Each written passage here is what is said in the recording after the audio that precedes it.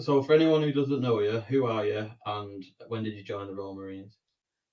So my name's Jack Nichol. I joined the Royal Marines in 2022 after getting deferred for an injury where I broke my foot in preparation, which obviously set me back a little bit. But since then, I rejoined, got through with fairly good accolades, and yeah, I've been in for just over 3 years now. What values or lessons have you learned from the Marines that have stayed with you up to this point? Um, I'd say the discipline is a massive thing.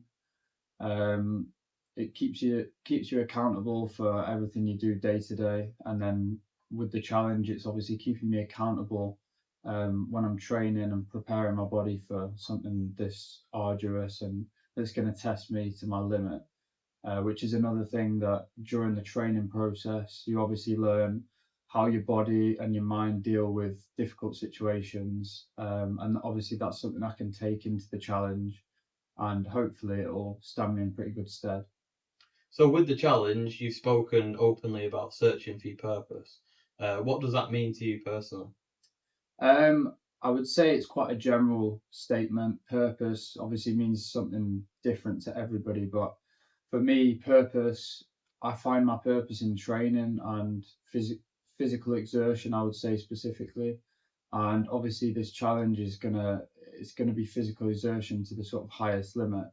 And for me, the training gives me some sort of purpose. It gives me a goal at the end, something to aim for.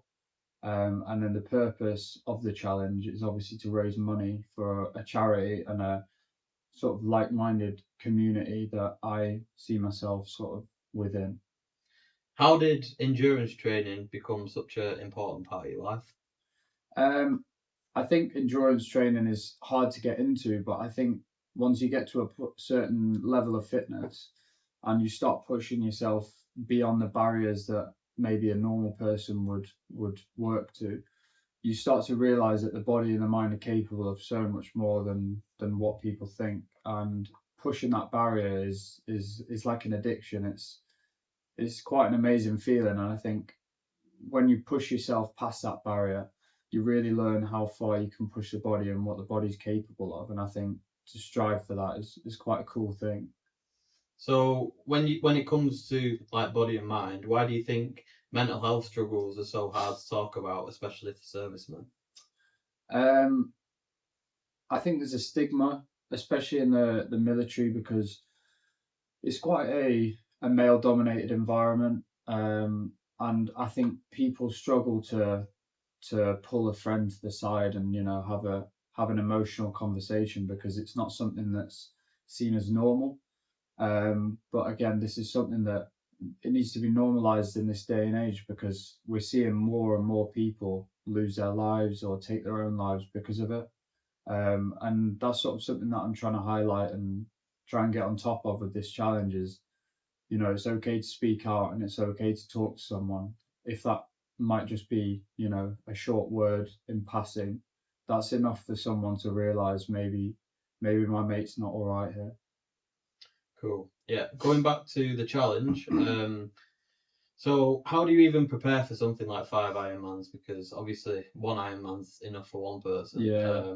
Five in 5 days is obviously quite incredible. So how do you prepare like mentally and with your body in the run up Um, to it? yeah, it's a good question. I think the preparation is definitely a balancing act because you've got the job and you've got the training, and the training is so high intense, but it's such a high volume, and it's so time consuming to the point where you really have to sort of be specific with what the goals and priorities are. So my running, I know, is quite a good level. I'm trying to prioritize the swim and cycle because it's something I've not really done properly before. So getting out on the bike and getting in the pool is my main priority, and trying to be as intense as I can, um, just to build that base level of fitness. So when I'm doing it slow on the day, hopefully I can last a little bit longer and then last all 5 days as well, which obviously is the priority. So what's going to be maybe your biggest challenge when it comes to it? What do you think is going to hold you back the most and make it difficult to complete? I think the monotonous aspect of how it's going to be on the day is going to be so long. 2 hours probably in the pool, and then on the bike maybe 6-7 hours. So that alone is a lot of work, and it's a lot of time to be in your own head, which is going to be a big mental challenge. And then from those two exercises, you're getting off and you're running a marathon in the evening. So it's a lot of time to be just you and your thoughts, which is why I'm trying to get people to join and jump in and be support runners, just because it gives me that social aspect, and takes my mind away from the reality of probably what is going to be quite a painful experience. Yeah, I think so. So when things do get tough during the challenge, what's going to be the motivation to keep you going, do you think?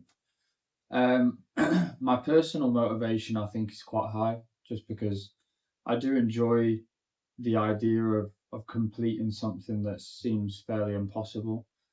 But the backing from other people, the support, the charity themselves, like these are things that is such a big part of the challenge. The support that I've got is unbelievable so far. And people donating their money towards me completing this hard challenge is just, that in itself is enough to sort of push me to not stop at any point.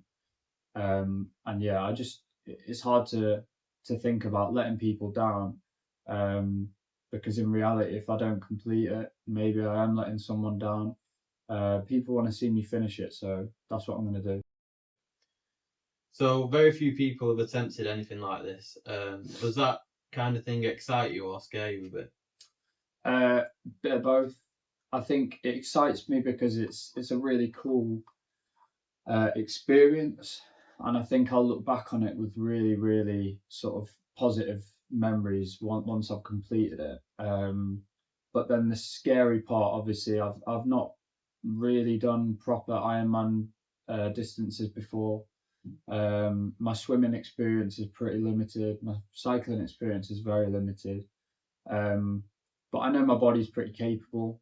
So the reality is I don't really know fully what I'm getting myself into, and I'll find out on the day. But I know I'm pretty mind strong and body strong, so I think I'm more excited than scared, I would say.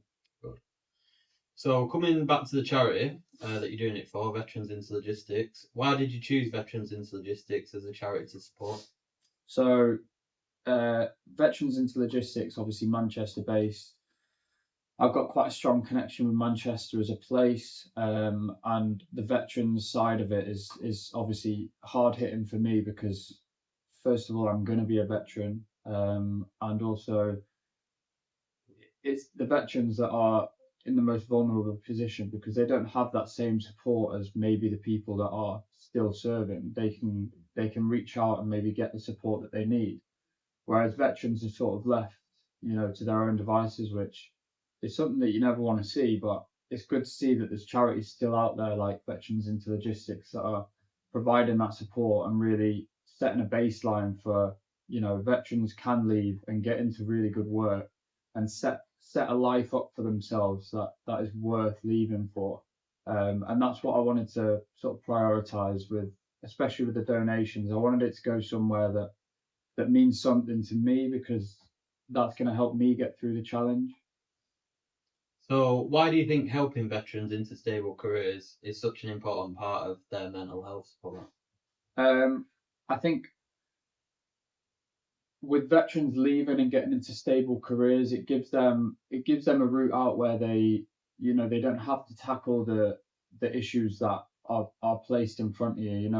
When people leave the military, there's all this talk about, oh, you're going to have to transition and it's going to be really tough and there's so much to think about, and you're going to have the daily stresses that you didn't have to deal with in the military. Whereas if you've got that platform to be able to help them get into a career and help them, it's a less stressful position for them to be in. And the transition itself is a hard experience, and I've spoken to people who have really struggled with it. So to have someone that can help with that is just a massive thing. So finally, coming on to the final couple of questions, what do you hope people can take away from watching you on this challenge?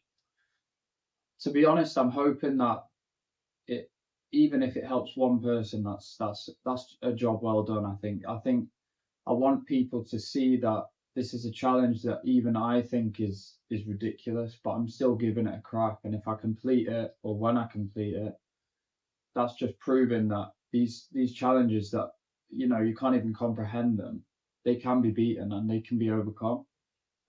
So people can take that into their daily lives, their challenges, and hopefully they can overcome what they maybe think isn't possible. If another veteran's struggling right now, what would you want them to hear? That there's support.